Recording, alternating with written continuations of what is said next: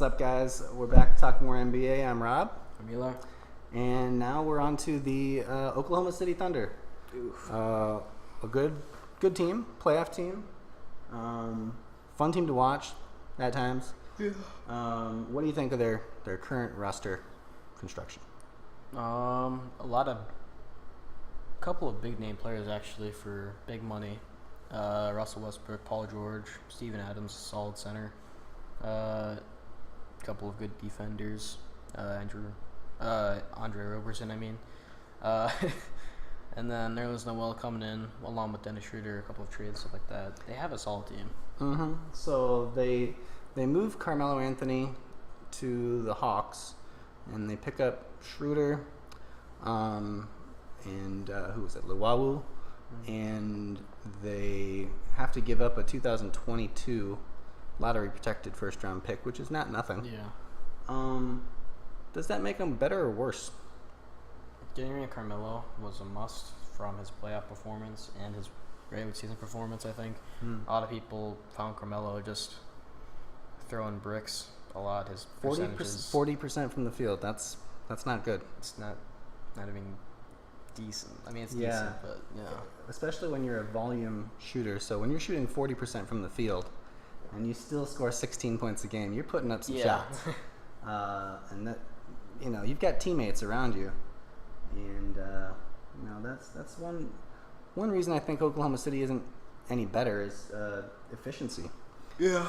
He's an efficiency killer. Westbrook, even though he's a volume scorer, 25 points a game, he's taking a lot of shots. His usage rate is through the roof. He shoots 45%, 29.8% from three. So all you Marcus Smart haters out there, you know where you can go. Here's your MVP. This is the one that was chosen, right? Okay. And then 10 assists per game and 10 rebounds. He had this. I guess probably some sort of statistical goal to average a triple-double. Congratulations, you did it, and you got beat. Not my favorite player. He's athletically maybe the most explosive guy in the entire league.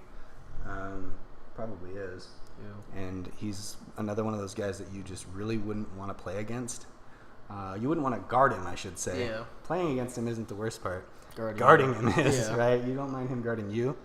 But he's just a freak of an athlete. So they re-signed Paul George. Mm-hmm. There's a lot of rumors about where he might end up. He's 27 years old. I think it feels like he's been around forever. Yeah. How do you like that deal? Was it a good idea, investing in Paul George long term? Does he fit well next to Westbrook? I think the Westbrook shots need to go down. He shoots a lot more shots than needed. Paul George, you can see it right there, 43%. And then 40% so Westbrook takes 21 shots and Paul George takes 17. Yeah, it just doesn't average out at all. You need to kind of split up the shots. Paul George shot 40% from three last year. Better than 29% from Westbrook. So yeah. Maybe who should you really be getting the ball on the perimeter? Give it to Paul George. And Paul George also gets the free throw line. Not as much as Westbrook, so 5 attempts versus 7. But he makes more of them. Yeah. Right? 82% versus 74. It is really kind of amazing when you think of Westbrook averaging 10 rebounds. Yes. But I feel like it's a little bit hollow. He's one of those guys that's running in there on a free throw to try to steal every little rebound. Or there's a lot of ways in a basketball game as you play that you can pad your stats, right? So there's a ball that comes off the rim. You and a teammate potentially could get it. It might be easier for your teammate to grab it. But Westbrook is just killing himself to get to that ball because it's numbers. Yeah. He's like the Wilt Chamberlain type, almost infatuated with numbers, it seems. And I've watched a couple of games for OKC, and a lot of the times it's Steven Adams who could be getting these rebounds, but he just kind of flicks it back And it's like, that's way too dangerous, I think. If you're really trying to win the game, why would you flick it back? Just grab the rebound. If it's not coming to you, if your teammate has a wide open rebound, give it to them. There's no need to pad your stats like that if you're really looking to win. Westbrook strikes me as the kind of guy who would talk to his teammates in the locker room about how he's going to get that extra, how he's going to hit that triple-double tonight. Okay, so what else are we looking at on their roster? Geez, they signed Nerlens Noel. Oh my gosh, no way. Look at that signing at the bottom. Abdel Nader. What a signing. Abdel Nader. He didn't make it with the Celtics, sadly. They've got Roberson. Okay, so their lineup is probably something like Schroeder. I think that Schroeder should be your primary ball handler. Westbrook, of course, needs the ball in his hands, so he can do his, charge into the lane thing. But I think it would be good to share the ball, to move it around. I don't think everything has to run through Westbrook. I think that makes him more predictable, easier to game plan for. And let's see, did they have a draft pick? I'm not seeing one, and I don't recall who they selected. So maybe it wasn't anyone. Maybe it wasn't a very high pick. Yeah. So how many games did they win last year? They won 48 last year. 48 wins. Okay. They get rid of Carmelo. They add Schroeder. They signed Paul George long term, so he's comfortable. I believe they still have. Is Billy Donovan still coaching? Billy Donovan. Good coach. He's all right. Yeah, he's all right. Do we think that they're better, worse, or the same? Getting rid of Carmelo and adding Dennis Schroeder, along with Nerlens Noel, is just kind of average, below average maybe. Yeah. He's not going to make that much of a difference. He's not going to be starting or anything. That probably won't even. I wouldn't even play him. Yeah. People have been talking about Nerlens Noel and how he should be given big money, and even Celtics fans. I don't know why. Maybe it's because he played college near, up in the Northeast. I've never seen it for Noel. Just a really low IQ player. His defense is conflated. It's not nearly as good as people would think it is.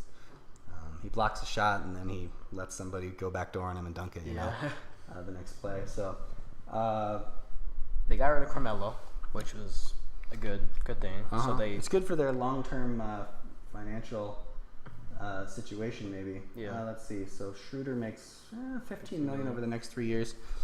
He's probably worth that much. Yeah. 12 to 15 maybe. Yeah. So here's a guy, Schroeder, who, when I asked that question, would you trust him in a playoff game? Yeah, I've seen this guy. He's tough. He's tough, and he is not afraid of the moment. Yeah. He plays big when he's needed. So. And it's a lot different from Westbrook, who looks to me just to chuck up shots. Schroeder wants to take control of the game, find the good shot. He doesn't want to take the final shot. He wants to find the good shot. And even if it is him taking the shot, he's comfortable with that shot. He isn't scared of that shot ever, which is really good. The thing about Westbrook that I think of is he's one of these guys who's really competitive, but in the wrong way. Yeah. So he's competitive in the how amazing can I be sense of the word, and what can I do that's extraordinary. But he's not competitive in the Rondo or the Larry Bird way. Yeah. What do I have to do right now to win? We have to win this game. I don't think that's his mindset. And that's why I don't really love his game. Paul George, I like. He plays the right way. This team just has sort of a bad taste to me. Yeah. Westbrook sours the whole meal. I like Adams. I think that Adams is the type of guy you have to have if you're going to play next to a Russell Westbrook. There's going to be some shots flying. He's going to have to rebound those. And we need some rebounds. Okay, so 48 wins last year, and you had the Lakers, who we technically have it being worse than this Thunder team. You had the Lakers with 50 wins. How do you like the Thunder? Ooh. I was going to say 49 or 50. I'm going to go with... It should be better than the Lakers, right? Yeah, 50. Okay, so you're going exactly the same. Luckily, I only had 48 for the Lakers, so I'm going 48 for the Thunder. We both just kind of tied it up. That's right. The same. Okay, so only 4 teams remain. 4 teams. Four teams remain in the West, the top 4. And next up is San Antonio Spurs. San Antonio Spurs. This is a controversial one too, right? There's a lot of Lakers and Thunder fans, and probably some other teams too. Blazers, Pelicans. Yeah. A lot of people probably think we're crazy after them losing Kawhi Leonard. But okay, next up is Spurs.